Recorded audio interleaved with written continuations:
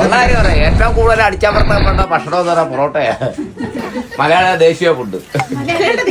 പിന്നെ പൊറോട്ടയും ബീഫ് കറി നമ്മളെ ഫുഡ്. സന്ദേശം സിനിമ കണ്ടിട്ടുണ്ട്. അത് റാഡിക്കലായിട്ട് നമ്മളൊന്നും പറയേണ്ട കാര്യമില്ല കേട്ടോ. നമ്മളങ്ങനെ തോറ്റു കേട്ടോ. മുഴുവൻ വാഗ്ദാനമായിരുന്നു കേട്ടോ.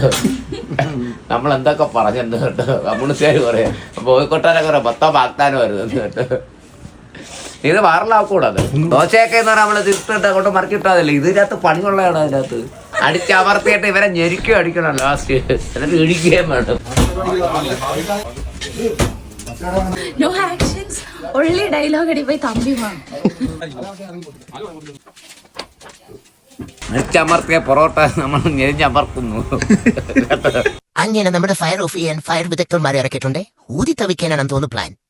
ഫുഡിന് കാവലായി അമ്മാമ്മ ചാർജ് എടുത്തിട്ടുണ്ട്. ഇനി കാക്ക പോയിട്ട് പൂച്ച പോലും ആ പഞ്ചായത്തിൽ വരില്ല. വാടാ തൊട്രാ പാക്കലാം.